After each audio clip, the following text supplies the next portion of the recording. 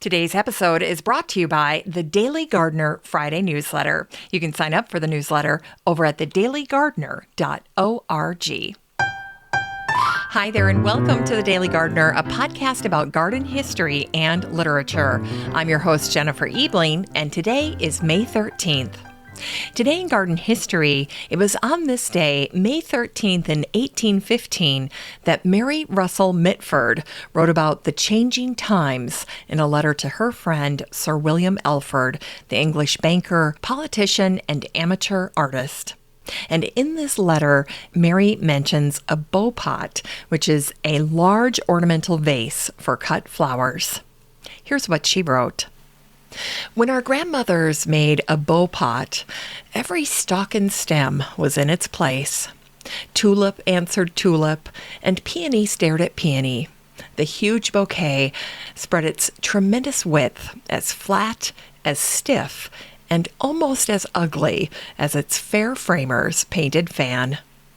We, their granddaughters, throw our honeysuckles and posies into their vases with little other care than to produce the grace of nature by its carelessness and profusion.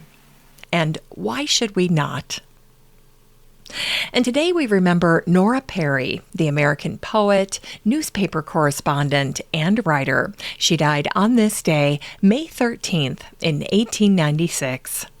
In her poem, What May Be, Nora wrote, "When the days are longer, longer, and the sun shines stronger, stronger, and the winds cease blowing, blowing, the winter's chance of snowing is lost in springtime weather."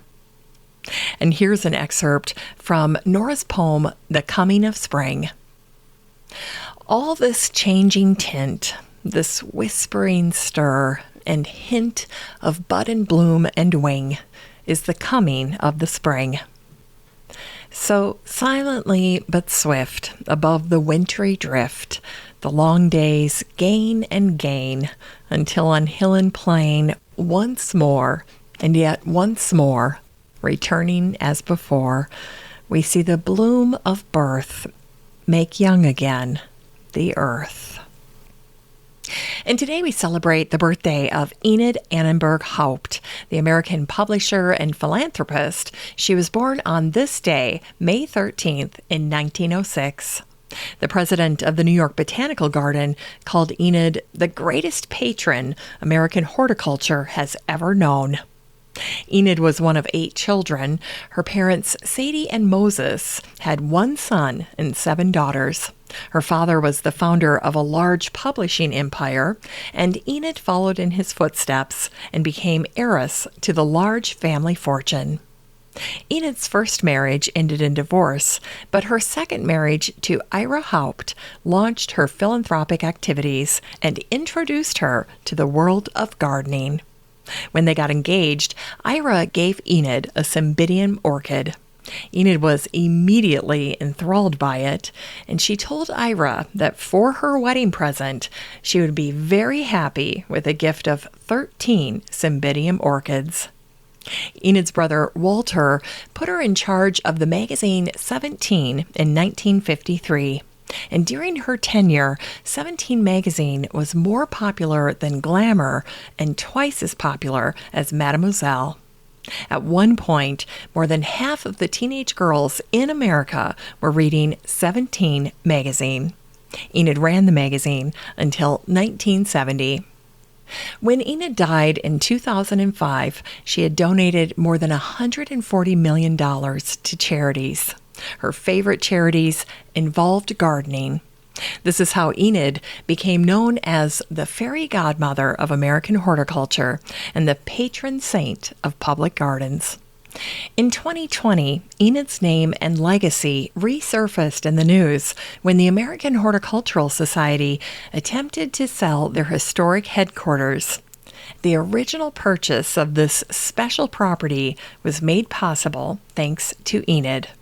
After she retired from 17 magazine, Enid learned that the Soviet Union was considering purchasing River Farm, the 27-acre property once owned by George Washington as part of his Mount Vernon estate.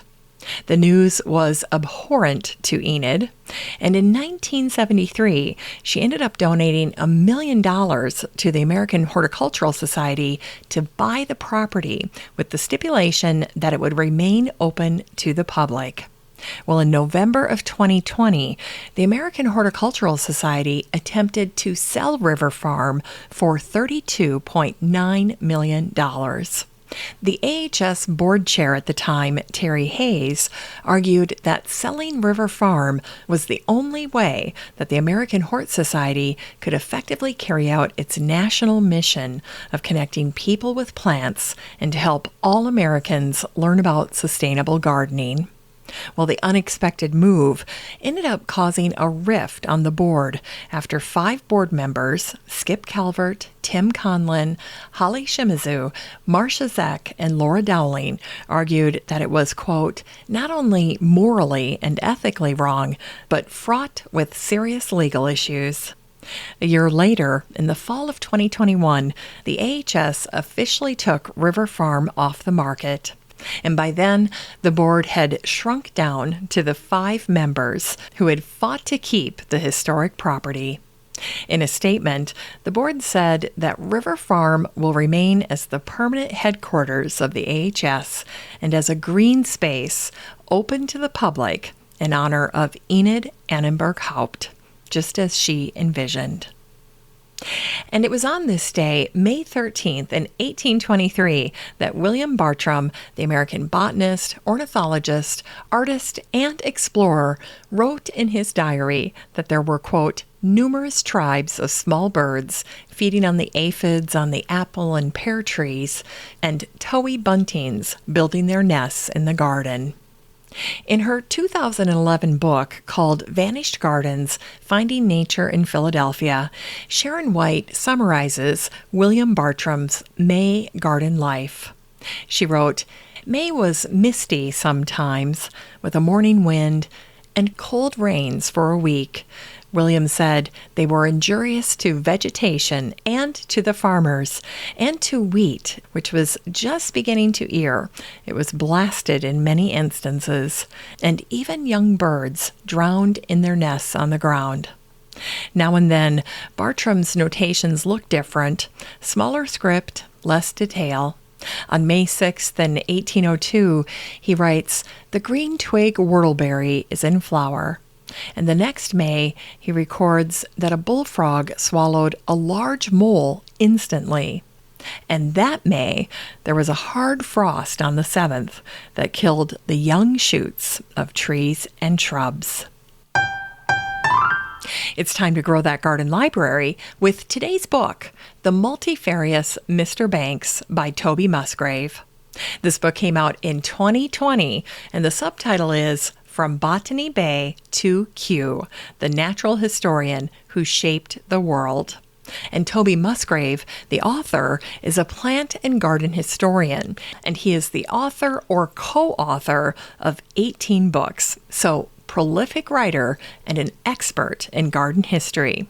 And by the way, in case you're wondering, a multifarious person has many sides or different qualities, and that's certainly true with Joseph Banks. And you can see that in this excerpt from the introduction to this book by Toby Musgrave. He writes, Sir Joseph Banks was only 25 years old when in 1768 he convinced both the prestigious Royal Society and the bureaucratic Admiralty that he should join the HMS Endeavour as the expedition natural historian. He personally paid a fortune to undertake the 3-year voyage led by James Cook, and en route became the first European to make an extensive study of the natural history and anthropology of Tahiti, New Zealand, and Australia, and he is said to have had an affair with the Queen of Tahiti, and upon his return, he jilted his fiancée. Later, as a close personal friend of King George III, Banks persuaded the monarch that he was the man to develop the Royal Botanic Garden at Kew. And under Banks' leadership, it became the world's leading botanic garden, a position it still holds today. So multifarious indeed. This introduction, by the way, goes on for a couple of pages, so I'm just reading a very small portion of it. But this is an excellent book. If you love garden history and you love biographies, well then Toby's book is just the thing for you. This book is 386 pages of the biography of Joseph Banks and all he accomplished during his incredible life of adventure and botany. You can get a copy of The Multifarious Mr. Banks by Toby Musgrave and support the show using the Amazon link in today's show notes for around $39. Finally, we end the show today with a botanic spark that celebrates the birthday of the English author and playwright Daphne du Maurier, who was born on this day, May 13th in 1907. Daphne was the middle daughter of a well-to-do family of creative bohemian artists and writers. Her father was a famous actor and a favorite of James Barrie, the author of Peter Pan. Daphne's writing inspired Alfred Hitchcock, especially her novels Rebecca, Jamaica Inn, and her short story The Birds. In 1938, Daphne published her popular book, Rebecca, and it has never gone out of print. During the pandemic in 2020, Netflix released their movie version of Rebecca, starring Lily James from Downton Abbey, and then Armie Hammer and Kristen Scott Thomas, one of my favorite actresses. In Rebecca, Daphne writes about the beautiful azaleas that grow on the estate at Manderley, and she writes that the blooms were used to make a perfume for its late mistress. Yet, most azalea growers know that this is likely an example of artistic license, since most evergreen azaleas have little to no fragrance. That said, some native deciduous azaleas can be very fragrant. In the opening pages of Rebecca, Daphne's narrator vividly describes the wild and woolly garden of Manderley. She says, "I saw that the garden had obeyed the jungle law, even as the woods had done. The rhododendrons stood 50 feet high, twisted and entwined with bracken, and they had entered into alien marriage with a host of nameless shrubs that clung about their roots as though conscious of their spurious origin. A lilac had mated with a copper beech, and to bind them yet more closely to one another, the malevolent ivy, always an enemy to grace, had thrown her tendrils about the pair and made them prisoners." Daphne du Maurier incorporated gardens into many of her books. Her daughters recall that their mother loved flowers and flower arranging, and their home was always filled with flowers. Yet in her book, The King's General, as in Rebecca, the garden can feel like a dangerous place at times.